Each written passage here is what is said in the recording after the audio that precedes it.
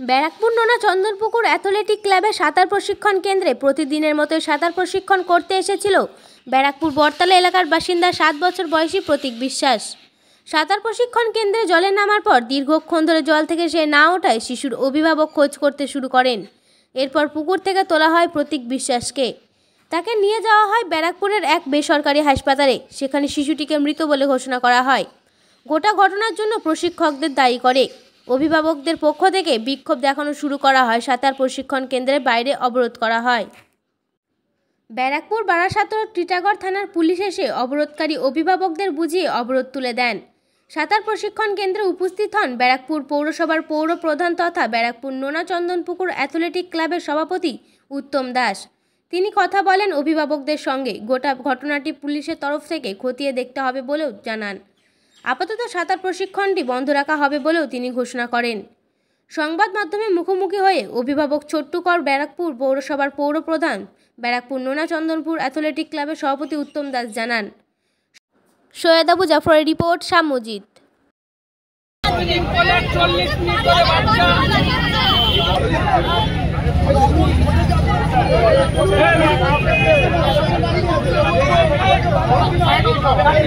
তার থেকেও বেশি হয়েছে। কটার সময় হয়েছে এটা? এটা সকাল 5:30 থেকে বিকাল 6:30।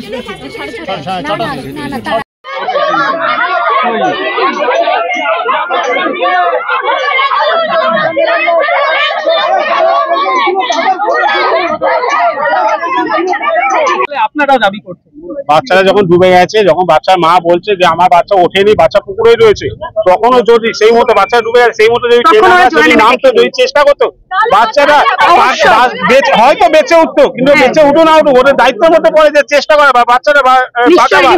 আমরা যখন আমার সন্তান এখানে সাঁতার শেখে, এই একই বাচ্চা সাঁতার শিখেছে, সেই বাচ্চা যখন ডুবে যাচ্ছে, নিশ্চয়ই আমরা ছেড়ে দিচ্ছি সেই ট্রেনারদের ওপর। তাই এরকম ভাবে ট্রেনাররা যদি গাফিলতি করে, আজকে এই ট্রেনারদের গাফিলতিটা একটা জীবন চলতে এই মুহূর্তে আমাদের এটা 25 বছরে চলছে। খুব ভালো কথা, আমিও জন্মান্তর থেকে দেখে আসছি, এটা চলছে, এটা কোনো অভিযোগ নেই।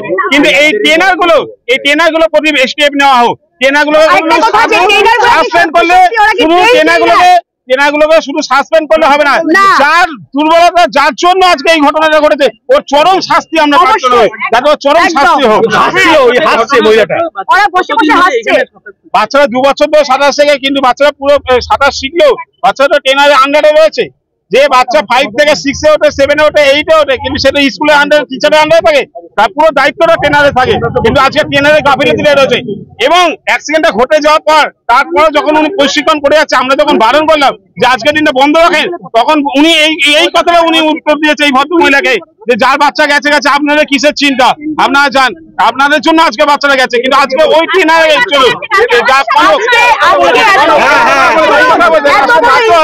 রাষ্ট্রে বাধ্য হয়ে, তাহলে আমরা পথ অবরোধের রাস্তায় যেতাম না। রাষ্ট্রে বাধ্য হয়ে গেছে ওই ট্রেনারের কথাবার্তার জন্য। ট্রেনার লুকিয়ে রয়েছে কনক বলে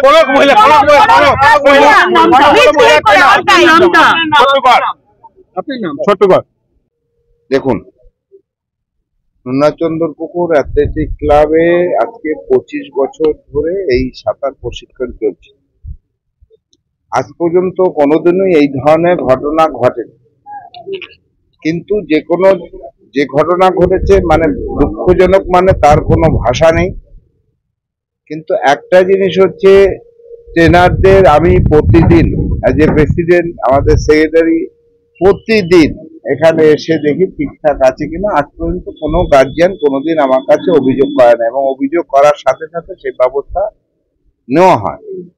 প্রত্যেক বছরে আমরা এই সাঁতারের আগে এবং সাঁতার চলাকালীন পরবর্তী ক্ষেত্রে 3 থেকে 4 বার মিটিং করি, যে আপনাদের কোনো সমস্যা কোথায় কি আছে আপনারা পরিষ্কারভাবে বলুন, বা এই পরিষেবার দিক দিয়ে যেটা প্রয়োজন আছে কোনটা বলুন।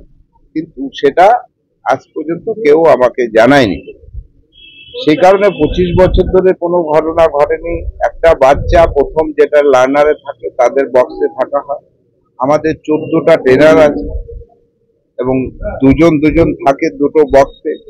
বাকি হচ্ছে 10 জন এই পুকুরে, 2 জন দাঁড়িয়ে থাকে উপরে, নির্দেশ দেয় কিভাবে কি করবে, বাকি পুকুরে থাকে।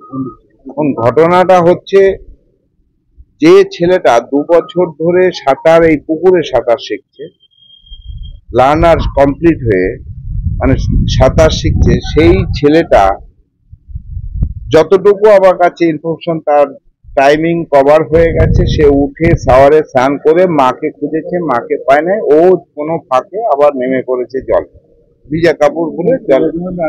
হ্যাঁ ঠিক আছে, ভদ্রমহিলা প্রত্যক্ষ সাক্ষী, তারও বাচ্চা এখানে আছে, তারও এই ঘটনা সেও বলবে।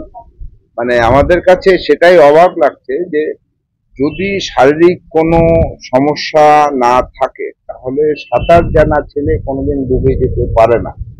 যাই হোক, যখনই এটার হয় সাথে সাথে 2 থেকে 3 মিনিটের মধ্যে বাচ্চাটা ডুবে গেছে, তাকে তোলা হয়েছে, সাথে সাথে নার্সিংহোমে নিয়ে যাওয়া হয়েছে। যাই হোক, নার্সিংহোমে নিয়ে যেতে উনি একবার বমিও করেছে, নার্সিংহোমে ঢোকার মুখে গেটের সামনে বমিও করেছে, তারপর ডাক্তার দেখে ইসিজি করে বলল। এখন এটা কোনো ভাষা নেই, এই ঘটনা কোনো ভাষা নেই।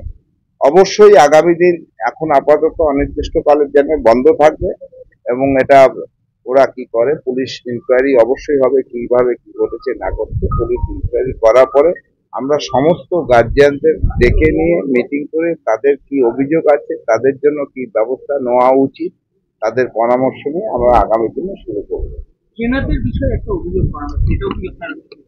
দেখুন, আপনার সাথে গোপনে যদি কোনো আতাত হয় কারোর সাথে, যে আমি 500 টাকা কাউকে গোপনে দিলাম, সে আমাকে স্পেশালি কাউকে শিখাবে, সেটা আমাদের কাছে যতক্ষণ ইনফরমেশনটা না আসবে ততক্ষণ আমরা কোনো স্টেপ নিতে পারি না। আজকে যেটা বলছে, আজকে যারা অভিযোগ করছে, এই অভিযোগটা যদি আজকে আমাকে এর আগে করতো তাহলে কিন্তু আমার মনে হয় না এই ধরনের কিছু ঘটতো। যাই হোক, একটা দুর্ঘটনা, অস্বাভাবিক ঘটনা, এবং যে ঘটনার কোনো ভাষা নেই, বলার মতন ভাষা।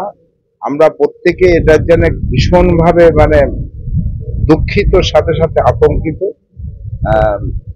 অবশ্যই গার্জিয়ানরা ডিমান্ড করছে তদন্ত, অবশ্যই তদন্ত তো পুলিশ করবে, তদন্ত তো আমি করলে তো গার্জিয়ানের তদন্ত নিরপেক্ষভাবে পুলিশ করবে।